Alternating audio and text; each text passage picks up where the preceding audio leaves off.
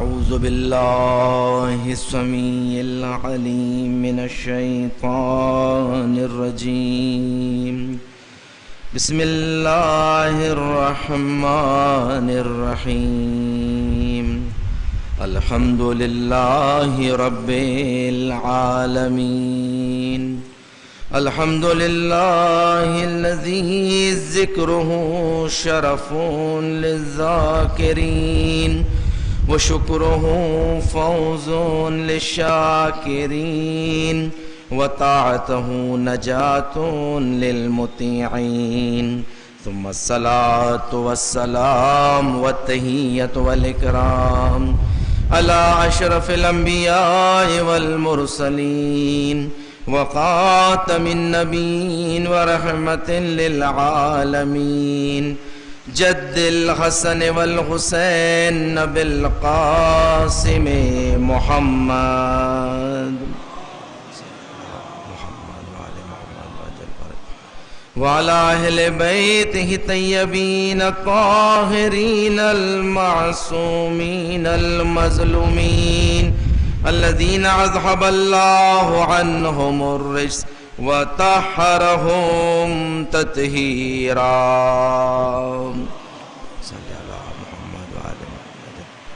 سيما على السيد المطهر والإمام المظفر والشجاع الغزنفر أبي شبير وشبر قاسم طوبى وسقر الأنزي البتين الأشجع المكين العالم المبين الناصر المعين ولي الدين الوالي الولي السيد الرزي الإمام الوسي الحاكم بنص الجلي المخلص الصفي المدفون بالغريم ليس بني غالب مظهر العجائب ومظهر الغرائب والشهاب الثاقب والهزبر الصالب نقطة دائرة المطالب أسد الله الغالب غالب كل غالب ومطلوب كل طالب صاحب المفاقر والمناقب إمام المشارق والمغارب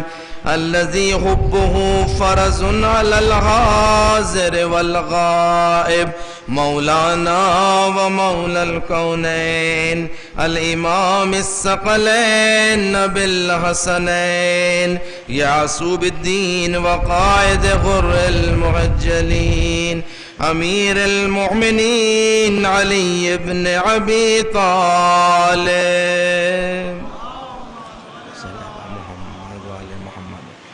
ولعنة الله على أعدائهم أجمعين من العان إلى قيام يوم الدين.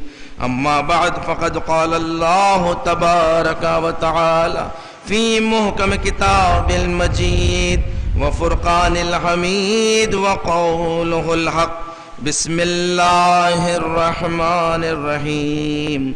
يا أيها الذين آمنوا اتقوا الله وكونوا مع الصادقين. صلوات اللهم صل على محمد وسلم. آپ سے گزارش ہے ایک مرتبہ سورہ حمد اور 3 مرتبہ سورہ اخلاص کی تلاوت فرما کے علی سکندر مرحوم و مغفور ابن سید علی سرور صاحب کی روح کے لیے ایصال فرما دیں. بسم اللہ.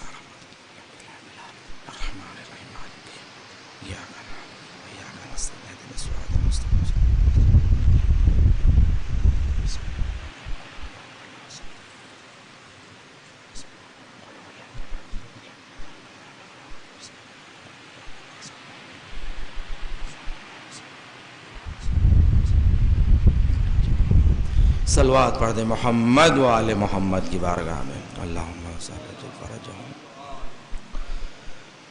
زان گرامی، مجلس ایصال ثواب ہے اور یقیناً اہل بیت علیہم السلام کا ذکر ایک ایسا ذکر ہے کہ جس کی بڑی تاکید ہے، اور مخصوصاً جب صلوات کی گفتگو ہوتی ہے اور بات آتی ہے تو صلوات کے لیے روایت ہے کہ جب بھی صلوات بھیجا کرو تو بلند آواز میں صلوات بھیجا کریں. اللہم صلی علی محمد وآل محمد.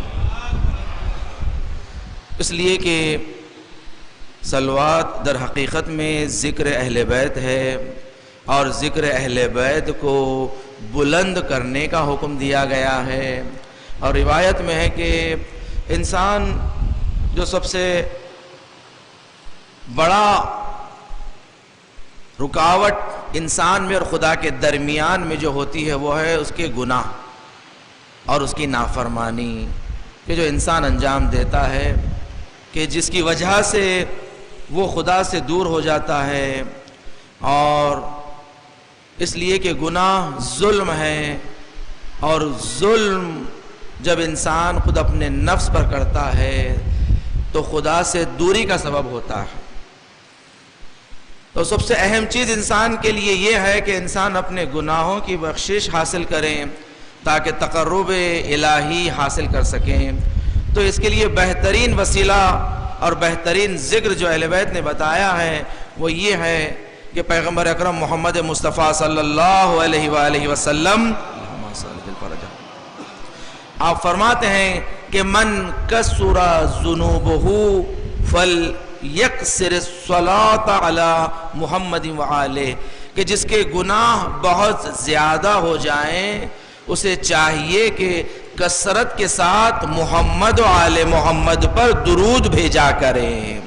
اللہم صلی علی محمد عزیزان گرامی، اس لیے کہ درود کا بھیجنا انسان کے گناہوں کی بخشش کا سبب ہوتا ہے اور یہ ظلمتوں کو دور کرتا ہے. اس لیے کہ ذکر اہل بیت نور ہے، اور یہ نور ظلمتوں کو دور کرتا ہے. جو انسان کے نافرمانی اور معصیت کی وجہ سے جو ظلمتیں پیدا ہو جاتی ہے، کہ جو دعائے کمیل میں مولا نے جو تعلیم فرمایا ہے کہ یہ زبان سے اپنی جاری کرنا کہ ظلم تو نفسی، ظلم تو نفسی. حضرت یونس نے بھی جب تک یہ نہیں کہا کہ لا الہ الا انت سبحانک انی کنت من الظالمین، پروردگار نے ماہی کے شکم سے یونس کو باہر نہیں نکالا. جب تک انسان اپنی ظلمتوں کا اقرار نہ کریں. جانے گرامی، اور اہل بیت علیہ السلام کا یہ واحد ذکر ہے کہ جو انسان کو بڑی تیزی کے ساتھ ظلمتوں سے باہر نکالتا ہے. عزیزان گرامی، دیکھیں پروردگار دو عالم سورہ توبہ کی 119ویں آیت میں ارشاد فرما رہا ہے کہ اے ایمان والو تقوی الہی کو اپنا لو اور صادقین کے ہمراہی کو اپنا لیں. سچوں کے ساتھ ہونے کا حکم دیا گیا ہے. روایت ہے چھٹے امام جعفر صادق علیہ السلام کیا فرماتے ہیں کہ ہمارے چاہنے والے جب 4 مشکلات میں گرفتار ہو جاتے ہیں تو کیوں نہیں 4 قرآن کی پناہ گاہوں کی جانب پناہ نہیں لیتے. دیکھیں قرآن حکم دے رہا ہے سچوں کے ساتھ ہو جاؤ، اور جس امام کا لقب ہے صادق وہ فرما رہے ہیں کہ کیوں نہیں ہمارے چاہنے والے جب 4 مصیبتوں میں گرفتار ہو جاتے ہیں تو قرآن مجید کی 4 پناہ گاہیں اللہ نے 4 پناہ گاہیں قرار دی ہے، اس کی جانب کیوں پناہ نہیں لیتے، کیوں اس کی جانب اپنے آپ کو پیش نہیں کرتے. کہ دیکھیں انسان جب تک اہل بیت علیہ السلام کے در پر نہیں آئے گا، اہل بیت علیہ السلام سے دوری انسان کی گمراہی کا سبب ہے. اہل بیت نے ہمیں ایسے راستے بتائے ہیں کہ اگر ہم اہل بیت علیہ السلام کے بتائے ہوئے راستوں پر اگر عمل کریں اس دنیا میں بھی سکون کی زندگی انسان گزار سکتا ہے اور آخرت میں بھی سکون کی زندگی. اس لیے کہ اللہ نے انہیں وسیلہ بنایا ہے، انہیں وسیلہ قرار دیا ہے کہ ان کے ذریعے خدا پر جب تک در اہل بیت پر نہیں آئیں گے آپ خدا تک نہیں پہنچ سکتے ہیں. یہ اہل بیت علیہ السلام ہیں کہ تمہیں بتاتے ہیں کہ کیسے اپنے آپ کو حفاظت میں قرار دو. عزیزان گرامی، کہ جیسے پہلی کی نماز کی جو فضیلت ہے، اہمیت ہے، جو امام نے بتایا ہے کہ جو شخص پہلی ہر ماہ کی پہلی یہ 2 عمل انجام دے دے، نماز اول ماہ اور صدقہ کا نکالنا، اس قدر مؤثر عمل ہے. امام فرما رہے ہیں کہ وہ مہینے بھر اپنے آپ کو انشورنس کر لے گا اگر وہ ماہ اول کی نماز پڑھ لیں اور صدقہ نکال.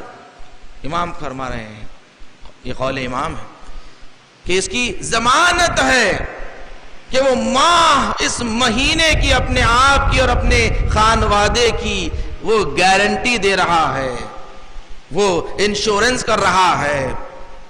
اور حال ہی کا واقعہ ہے پاکستان میں، 2 سال پہلے کا واقعہ ہے، انٹرنیٹ پہ موجود ہے، کہ جو کراچی سے جاتی ہوئی فلائٹ جو راستے میں آگ لگی اور سارے فلائٹ کے افراد جس میں بیٹھے ہوئے تھے وہ سب کے سب مارے گئے سوائے ایک فرد کے. فقط یہ ایک فرد زندہ باقی بچا. جب لوگوں نے اسے سوال کیا کہ جب سارے کے سارے فلائٹ کے افراد اس میں مارے گئے آپ کیسے بچے، کہ آپ پر ایک زخم کا خراش بھی نہیں آیا. انسان دیکھے ہوا میں اڑ رہا ہے اور ہوا میں جاتے جاتے اگر فلائٹ جو ہے جل جائیں اور انسان کی جان یا حد اقل اتنا زخمی ہو جائے انسان. جب سوال کیا گیا کیسے آپ بچ گئے تو فرمایا میں اول ماہ کی نماز پابندی سے پڑھا کرتا ہوں. فرمایا 2 عمل میں ضرور کیا کرتا ہوں، اول ماہ کی نماز اور زیارت عاشوراء. یہ 2 عمل ہمیشہ میں کیا کرتا ہوں. عزیزان گرامی دیکھیں، یہ اہل بیت علیہ السلام کے بتائے ہوئے نسخے ہیں. اگر ہم اسے انجام دے دیں، میں خود اپنے آپ کے لیے کہہ رہا ہوں، یہ خود میرے لیے نصیحت، یہ سب اہل بیت علیہ السلام کے بتائے ہوئے راستے ہیں، مگر ہم خود اس پہ عمل نہیں کرتے. واقع ہم خود اس پہ عمل نہیں. اگر انسان کر لیں، امام فرما رہے ہیں یہ گارنٹی ہے تمہارے اس مہینے کی کہ اس مہینے میں تم پر کوئی بلا نہیں آئے گی، تمہیں موت نہیں آئے گی اگر تم اس مہینے کی نماز پڑھ لو. مگر یہ کہ اللہ کی قضاء الہی کیوں نہ ہو، اس حتمی قضاء حتمی کیوں نہ. جب مگر امام فرما رہے ہیں کہ حادثوں سے، بلاؤں سے بچانے والا عمل، جب تک انسان در اہل بیت پر نہیں آئے گا، اہل بیت یہ راستے. کتاب لیالی مخزونہ، کتاب لیالی مخزونہ بہت قدیمی کتاب ہے. ملا محسن فیض کاشانی بہت بڑی شخصیت ہے علماء میں سے. یہ اس کتاب میں روایت نقل کرتے ہیں کہ نماز مزتر، 4 رکعت نماز مزتر، کہ جو اس کی لیے نماز ہے کہ جو مستر ہے. اور مستر آپ جانتے ہیں کسے کہتے ہیں؟ اکثر نماز کے بعد جو دعا پڑھی جاتی ہے، امن یجیب المضطر اذا دعا ویکشف السوء. یہ مضطر جو آتا ہے، مضطر کہتے ہیں جو اضطرار میں ہے. مستر اسے کہا جاتا ہے کہ جس کے اوپر سارے دروازے بند ہو چکے ہیں اور کوئی راستہ نہیں ہے سوائے خدا کے، اسے کہتے ہیں مستر. اس مستر کی نماز اگر ساری دنیا جب آپ سے رخ موڑ لیں، جب آپ سے منہ پھیر لیں، امام فرما رہے ہیں 4 رکعت نماز مزتر پڑھا کرو. 4 رکعت نماز مستر.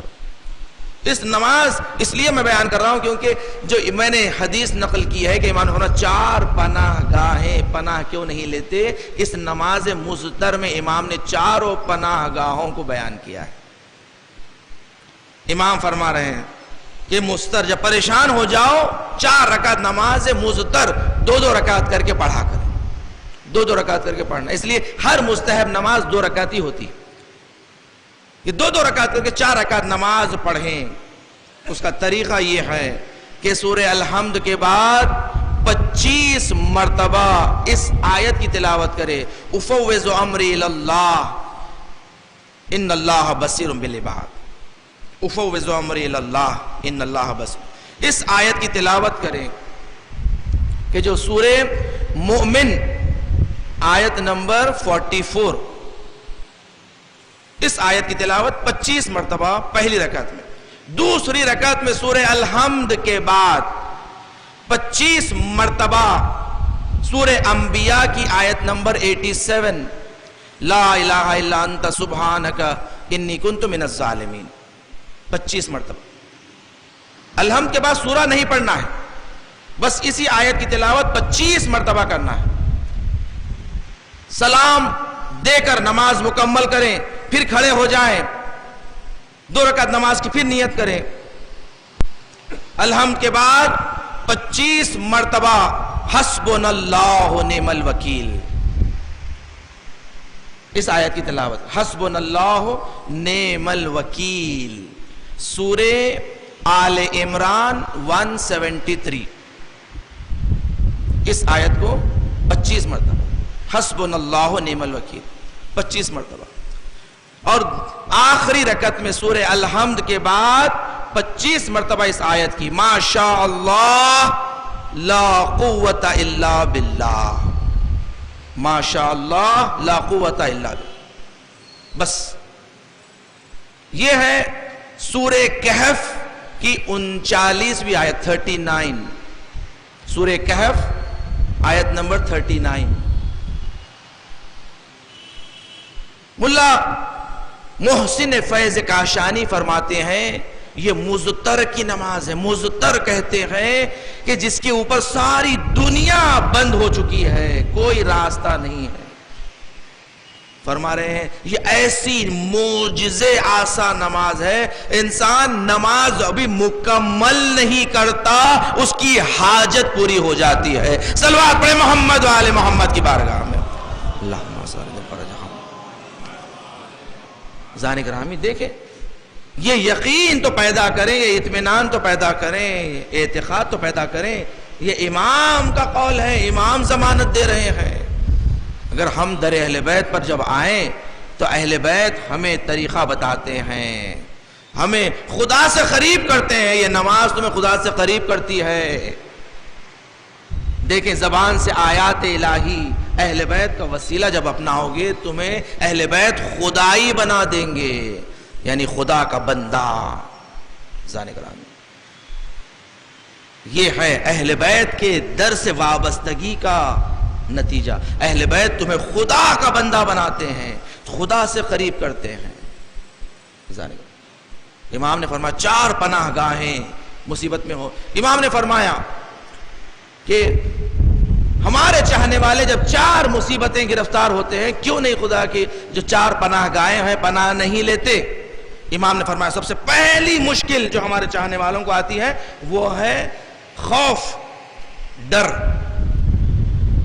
دیکھیں خوف اور ڈر 2 قسم کا ہوتا ہے۔ ایک خوف اچھا خوف ہوتا ہے، یعنی خوف الہی کا ہونا، یہ اچھا خوف ہر انسان میں ہونا چاہیے۔ خوف الہی، خشیت الہی مومن کی نشانی ہے۔ مومن اللہ سے ڈرنے والا، اللہ سے خوف رکھنے والا۔ نافرمانی اور معصیت الہی جب سامنے آ جائے انسان کانپنے لگے، گھبرائیں، ڈر جائیں، یہ مومن کی علامت ہے۔ یہ خوف نعم الخوف ہے، بہترین خوف۔ یہ ہر مومن کی نشانی ہے کہ خوف ایسا خوف ہے۔ اور یہ خوف کہ جو انسان کی عقل مندی کی علامت ہو۔ اگر کوئی کہے آپ 20ویں مالے کی چھت پہ سے کھود سکتے ہیں، کیا آپ میں اتنی جرت ہے؟ تو عقل مند انسان یہ کہے گا کہ نہیں، میں نہیں کھود سکتا۔ یہاں پر انسان کا خوف کھا لینا یہ عقل مندی کی دلیل ہے۔ یہاں پر یہ کہہ کر کہ میں بڑا شجاع ہوں، میں بڑا دلیر ہوں، میں اوپر سے کھود سکتا ہوں، اگر کھود جائیں تو لوگ کہتے ہیں بے وقوف ہے۔ تو یہاں پر خوف جو عقل مندی کی دلیل ہے، یہ اس میں یہاں پر یہ بہترین خوف، اس میں خوف ہونا چاہیے۔ مگر بعض خوف ایسے ہوتے ہیں، امام فرما رہے ہیں کہ انسان کے لیے یہ خوف مذمت ہے۔ یہ خوف نہ کریں. یہ خوف انسان کی زندگی میں مشکلات پیدا کرتا ہے. جیسے رزق کا خوف. دیکھیں اللہ رازق ہے, اللہ رزق دینے والا ہے. تم یہ خوف نہ کرو کہ لوگ یہ کہتے ہیں کہ ہم اولاد پیدا نہیں کریں گے اس لیے کہ اس اولاد کو کھلائے گا کون. قرآن میں پروردگار کہہ رہا ہے کہ تم کس سے ڈر رہے ہو, کس کا خوف کر رہے ہو؟ جو تمہیں کھلاتا ہے وہی تمہاری اولاد کو بھی کھلائے گا. لوگ کہتے ہیں کہ ہم بچے پیدا نہیں کریں گے اس لیے کہ ہم کھلائیں گے کیا. ہمارے دو جو کہتے ہیں, ایک صاحب کہنے لگے کہ میرا یہ نظریہ ہے کہ بس ہر بہترین خانوادے کے لیے 2 بچے کافی. تو ان سے سوال کیا گیا آپ اپنی اولاد کی کون سی اولاد ہے, کون سے نمبر پہ؟ تو فرمایا 5ویں. کہا اگر یہی بات آپ کے ماں باپ کے ذہن میں آ جاتی تو آپ پیدا نہیں ہوتے. جو آپ کہہ رہے ہیں ہم 2 ہمارے 2, اگر یہی بات آپ کے والدین کے ذہن میں آ جاتی تو آپ خود پیدا نہیں ہوتے. یہ بیہودہ بات کرنے کے لیے پروردگار کہہ رہا ہے کہ کس سے ڈر رہے ہو؟ تم کھلاتے ہو تمہاری اولاد, تم تعلیم دیتے ہو. کہتے نہیں ہم بچے کو ڈاکٹر کیسے بنائیں گے, انجینئر کیسے بنائیں گے, IT کیسے دیں گے. ایک بچہ پیدا کریں, اس پر کانسنٹریشن کریں. آپ کون ہوتے ہیں کانسنٹریشن کرنے والے اگر اللہ آپ کا ذہن ہی آپ سے چھین لیں, آپ کے ذریعے معاش آپ سے لے لیں؟ آپ کیا ڈاکٹر بنائیں گے, آپ کیا انجینئر بنائیں گے؟ یہ پروردگار ہوتا ہے کہ جس کے رزق میں اللہ علم لکھ دے اسے علم ملتا ہے. جس کی قسمت میں جوتے ہوتے ہیں اسے جوتے ملتے ہیں. انسان کی قسمت میں اگر جوتے بیچنے والا ان کا رہبر بن جائیں, ان کا مرجع بن جائیں, چبوتروں پہ بیٹھ کے فتوے دیں, تو ان کی قسمت ہے. ان کی قسمت میں اللہ نے جوتے بیچنے والوں کو رکھا ہے. قسمت. تم کون ہوتے ہو؟ فرمایا نہیں. باس خوف, امام فرما رہے ہیں یہ برا ہے. یہ خوف انسان اپنی امنیت سے بعض مرتبہ بہت ڈرتا ہے, بہت لوگ ڈرتے. امام نے فرمایا نہیں, بعض خوف انسان کی زندگی کو بہت محدود کر دیتے ہیں, محدود کر دیتے ہیں.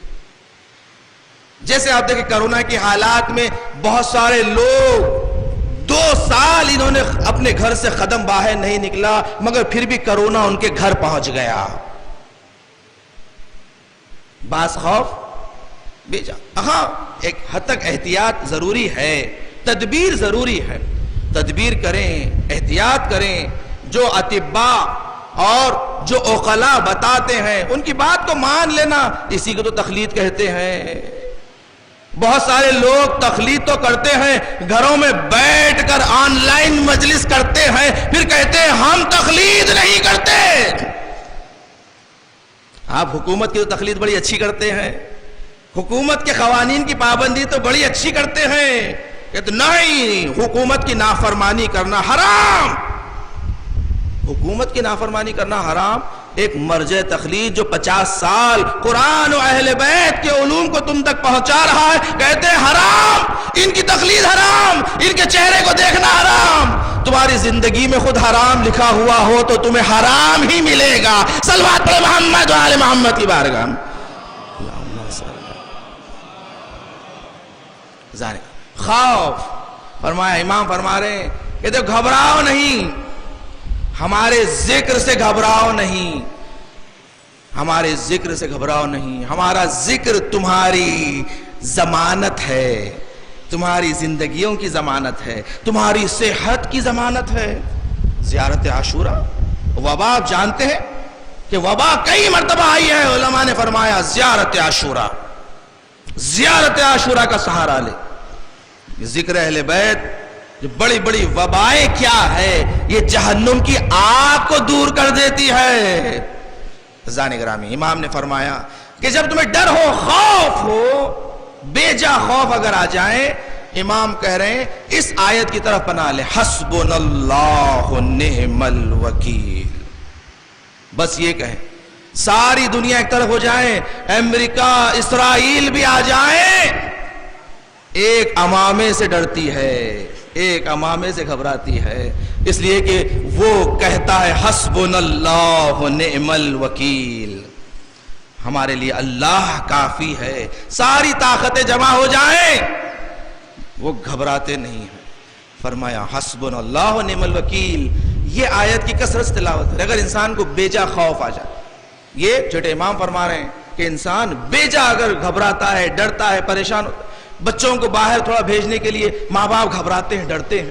بچہ جب تک اسکول یا کالج سے واپس نہیں آ جاتا، ماں باپ ڈرتے ہیں، فرمایا دیکھیں بچوں کو بھیجنا ہے، اسکول بھیجنا ہے، کالج بھیجنا ہے، پڑھنے کے لیے ضروری ہے، زندگی کی لازمات لوازم، کاروبار کے لیے جانا ہے،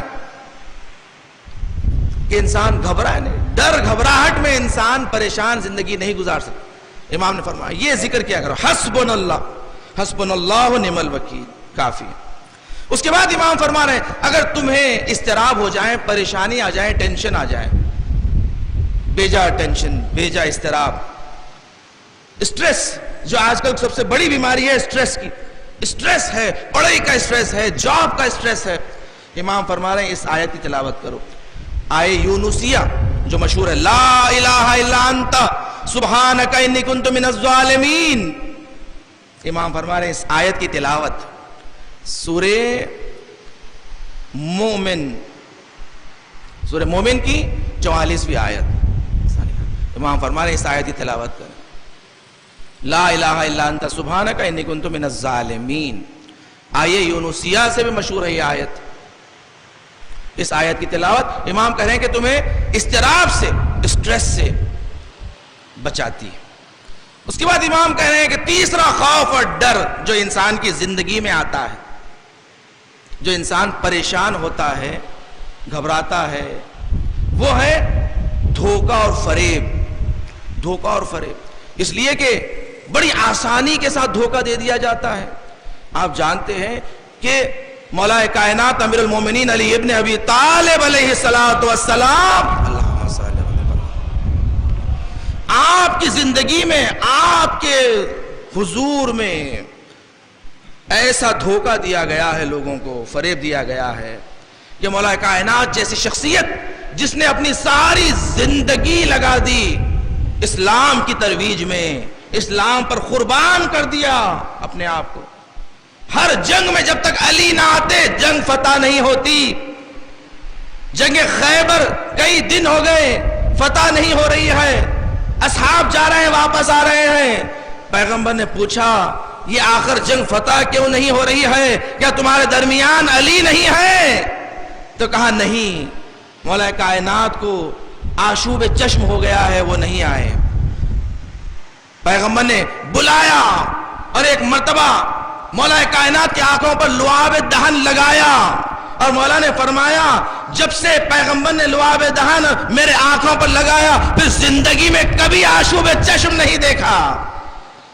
اس کے بعد اپنی زرہ پہنائی، اپنے گھوڑے پر سوار کیا، اور اس کے بعد کہا کہ اب ایسے کو بھیج رہا ہوں کہ جس کے ہاتھ پر اللہ فتح لکھا ہے، کامیابی لکھا ہے۔ ذہن گرامی، ایسی شخصیت کے سامنے آپ کی زندگی، ابھی آپ موجود ہے، مگر لوگوں کو ایسے دھوکہ دیا گیا، علی کے مقابل میں لاکھوں مسلمان۔ ذہن گرامی، جنگ جمل، جنگ صفین ہمارے سامنے عبرت ہے کہ مولا کے مقابل میں لاکھوں کا مجمع۔ کیا یہ مسلمانوں نے علی کی قربانیاں نہیں دیکھی؟ علی کے تقوی کو نہیں دیکھا؟ علی کی عبادت کو نہیں دیکھی؟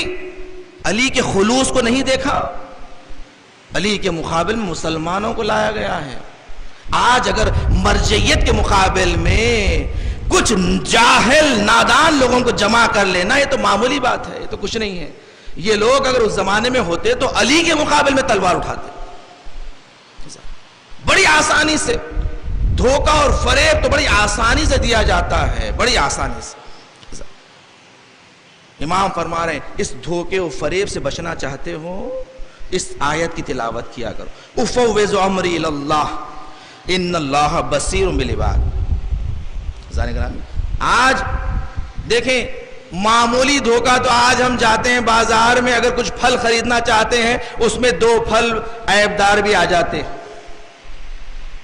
ہمیں معمولی دھوکے تو بہت ہوتے ہیں مگر یہ دھوکوں کی کوئی اہمیت نہیں ہے. جو دین میں تمہیں دھوکہ دے دے اس کی بڑی اہمیت ہے. دین میں دھوکہ کھانے سے بچیں, دین میں دھوکہ کھانے سے بچیں. اہل بیت نے فرمایا دیکھو ہمارے علوم کو ہمارے وارثوں سے لینا. اللہ نے ہمیں وسیلہ بنایا ہے تمہیں خدا تک پہنچانے کا. اور یاد رکھو ہمارے احادیث ہماری روایتیں امانت داروں سے لینا, چبوترے والوں سے نہ لینا, امانت داروں سے لینا. امام نے شرطیں بتائی ہے, ہر کسی کے پاس نہیں جانا. شرط ہے تقوی اور پرہیزگاری کی, خوف خدا کی, کہ اللہ کا خوف رکھتا ہو, دنیا سے دور ہو, دنیا طلب نہ ہو. امام نے بتایا ہے کہ ہمارے راوی اور ہمارے عالم یہ ہوتے ہیں, ان سے ہمارا علوم لینا. یاد رکھو دھوکہ نہ کھائیں. امام نے فرمایا دھوکہ انسان دنیا میں دھوکہ کھا لیں, لاکھوں کا نقصان ہو جائے کوئی بات نہیں. دین میں دھوکہ کھا لیں اور خبر میں جانے کے بعد پتا چلے گا کہ ہمیں اتنا بڑا دھوکہ دیا گیا, جب واپس نہیں پلٹ سکتے. فرمایا دین میں دھوکہ. امام فرما رہے دھوکے سے بچنا چاہتے ہو اس آیت کی تلاوت کرو. افوض امری الی اللہ, افوض امری الی اللہ. یہ آیت کی تلاوت. اس کے بعد امام فرما رہے ہیں دنیا چاہتے ہو, مال دنیا چاہتے ہو, اس لیے کہ انسان دنیا میں رہنا چاہتا ہے تو دنیا لازمہ ہے. مال دنیا اس دنیا زندگی مادی زندگی کا لازمہ ہے. امام نے فرمایا مال دنیا چاہتے ہو اس آیت کی طرف پناہ لو. ما شاء اللہ لا قوت الا باللہ, ما شاء اللہ لا قوت الا باللہ. اس آیت کی کثرت سے تلاوت کیا کرو. نماز فجر اور نماز مغرب کے بعد اس آیت کی 7 مرتبہ تلاوت کی بڑی فضیلت ہے. چھٹے امام جعفر صادق علیہ السلام آپ ارشاد فرماتے ہیں کہ جو شخص نماز فجر اور نماز مغرب کے بعد اس آیت کی 7 مرتبہ تلاوت کرتا ہے, اللہ اسے ہر بلا سے محفوظ رکھتا ہے اور اس کے لیے رزق کے دروازے کھول دیتا ہے. ما شاء اللہ لا قوت الا باللہ. زانے گرامی امام نے فرمایا چوتھی پناہ گاہ, مال دنیا چاہتے ہو اس آیت کی طرف پناہ لو. اہل بیت علیہ السلام ایک ایسا عظیم وسیلہ ہے کہ جو نہ صرف ہماری دنیا بلکہ آخرت کو سنوارتے ہیں, آخرت کو سنوارتے ہیں.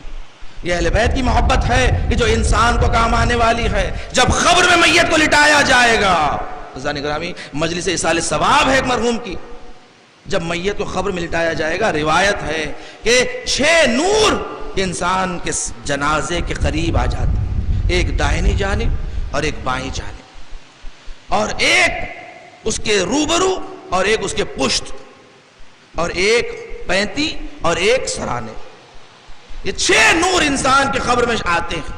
جب انسان سوال کرتا ہے اپنی دائنی جانب والے نور سے کہ آپ کون ہیں, تو وہ نور کہتا ہے میں تمہاری نماز ہوں.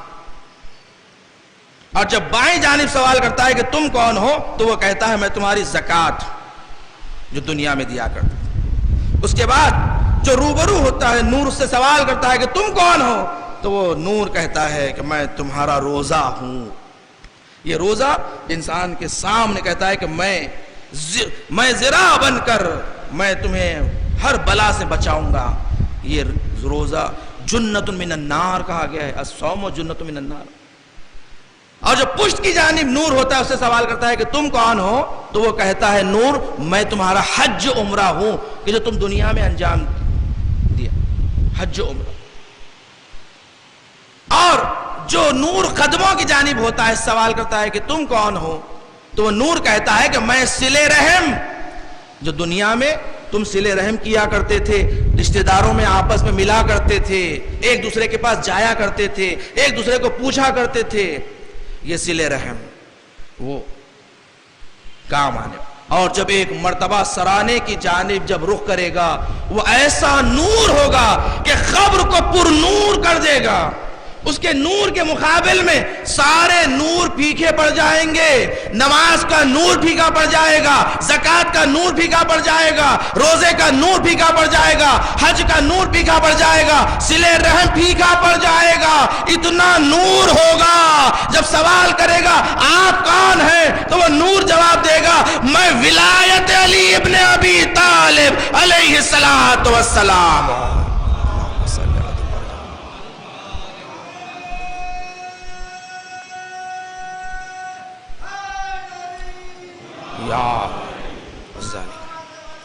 اللہ صلی اللہ محمد وعلیہ. یہ ایسا نور ہوگا عزیزان گرامی. اس لیے اہل بیت نے فرمایا دیکھو ہمارے ذکر کو کم نہ سمجھنا, ہمارا ذکر بڑا عظیم امر ہے. یہ ذکر ایسا ہے کہ خدا کو پسند ہے. فرمایا ہمارے ذکر کو برپا کرو, ہمارے ذکر کو بلند کرو, بلند کرو. ایک عالم دین کہ جو حرم قمر بنی ہاشم میں نماز پڑھایا کرتے تھے, ذاکر اہل بیت, وہ کہتے ہیں کہ ایک مرتبہ میں نے خواب میں شہزادی کو دیکھا اور شہزادی نے فرمایا اے ذاکر تو میرے فرزند حسین کی سب سے سخت مصیبت نہیں پڑھا کرتا. اس ذاکر نے کہا بی بی میں آپ کے فرزند کے تمام مسائل پڑھا کرتا ہوں, ہر مصیبت کا ذکر کرتا ہوں, سخت سے سخت مصیبت کا ذکر کرتا ہوں. شہزادی میں وہ تمام مسائل کا ذکر کرتا ہوں کہ جب شمر آپ کے فرزند حسین کے سینے پر بیٹھ کر گلے پہ خنجر چلا رہا تھا اور بہن 70 قدم کے فاصلے سے دیکھ رہی تھی. شہزادی نے کہا نہیں ذاکر یہ میرے حسین کی سب سے سخت مصیبت نہیں ہے. ایک مرتبہ ذاکر نے کہا بی بی میں حسین کی وہ بھی سخت مصیبت پڑھتا ہوں. ایک مرتبہ جب خیموں کو آگ لگائی گئی, بیبیوں کے سر سے چادریں چھینی گئی. ایک مرتبہ ایک شقی کہتا ہے ساری بیبیوں کے سر سے چادریں چھین لی گئی مگر زینب کے سر سے چادر ابھی نہیں چھینی گئی. میں نے پوچھا ابھی تک زینب کے سر پہ چادر کیوں ہے, تو لوگوں نے کہا کہ کسی کی جرت نہیں ہے کہ زینب کے سر سے چادر چھینے. ایک مرتبہ وہ شقی کہتا ہے میں آگے بڑھا, اب جو میں زینب کی چادر چھیننے کے لیے آگے بڑھا, زینب نے کہا رک جا میں علی کی بیٹی زینب ہوں. زینب دوڑنے لگی, میں دوڑنے لگا. ایک مرتبہ میں نے نیزے سے زینب کے سر پر وار کیا, اے زینب زمین پہ گری, نیزے پہ زینب کی چادر بلند ہوئی. شہزادی نے کہا نہیں میرے حسین کی سخت مصیبت یہ بھی نہیں ہے, میرے حسین کی سب سے سخت مصیبت یہ ہے کہ جب وہ زینب سے وداع کے لیے آیا تھا, میرا حسین جب زینب سے وداع کے لیے آیا تھا, یہ حسین کی سب سے سخت مصیبت ہے. یہ شہزادی نے اپنے ذاکر کو کہا ہے میرے حسین کی یہ سخت مصیبت پڑھا کرو. آپ جانتے ہیں نا کہ حسین کس قدر غریب ہو گئے تھے. ایک مرتبہ جب کوئی ساتھی نہ رہا, کوئی فرزند نہ رہا, ایک مرتبہ خیمے کی جانب رخ کیا, کہا السلام علیکم یا زینب ام کلثوم, تم پر حسین کا سلام ہو. یہ خدا حافظی تھی. ایک مرتبہ زینب خیمے کے باہر آئی, کہا بھیا ایسے خدا حافظی نہیں, خیمے میں تشریف لائیں. خیمے میں حسین آئے, آنے کے بعد ساری بیبیاں اطراف میں حسین کو گھیر کر بیٹھ گئی. کہا آپ ہمارے درمیان سے چلے جائیں. ساری بیبیاں رو رہی تھی, ماتم کر رہی تھی, ایسے لگ رہا تھا جیسے گھر سے جنازہ نکل رہا ہے. حسین ایسے خیمے کے در پر آئے. ایک مرتبہ زینب نے حسین کو روکا, کہا بھیا ذرا رک جائیں, ذرا اماں کی وصیت پوری کرنے دیں, اپنا گلوبند تو کھولیں. حسین نے گلا کھولا, زینب نے گلے کا بوسہ دیا. کہا بھیا اماں نے وصیت کی تھی کہ جب حسین آخری وداع کے لیے آئے ماں کی جانب سے حسین کے گلے کا بوسہ دے, اس لیے کہ اب اس گلے پر خنجر چلے گا. ایک مرتبہ حسین نے کہا بہن زینب ذرا اپنے بازوؤں سے چادر تو ہٹانا. زینب نے چادر کو ہٹایا. حسین نے زینب کے بازوؤں کا بوسہ دیا. کہا زینب 21 رمضان کو بابا اللہ نے وصیت کی تھی حسین جب الوداع کے لیے جانا زینب کے بازوؤں کا بوسہ دینا، اس لیے کہ ان بازوؤں پر اب رسند باندھی جائے گی، دیار بے دیار، کوفے و شام کا بازار، اور زینب کے بازوؤں پر رسند ہے قیدی بنا۔ لعنت اللہ علی قوم الظالمین وسیعلم الذین ظلموا ای منقلب ینقلبون۔ با الہ پروردگار ہم سے ذکر خلیل کو قبول فرما، پروردگار مرحوم کو اس مجلس کا مکمل ثواب ایصال فرما، مرحوم کو درجات عالیہ نصیب فرما، مرحوم کو شفاعت مادر حسین نصیب فرما، مرحوم کے خانوادے کو صبر جمیل عنایت فرما، انہیں کوئی غم نہ دے سوائے غم اہل بیت کے۔ پروردگار دنیا میں جہاں جہاں مومن مومنات ان کی جان و مال عزت و آبرو دین و ایمان کی حفاظت فرما، مقامات مقدسات کا تحفظ فرما، علماء اعلام مراجع کرام کا سایہ ہمارے سروں پر قائم و دائم فرما، دشمنان اہل بیت دشمنان اسلام کو نیست و نابود فرما، امام زمانہ کے ظہور میں تعجیل فرما، ہمیں امام کے اعوان و انصار میں شمار فرما۔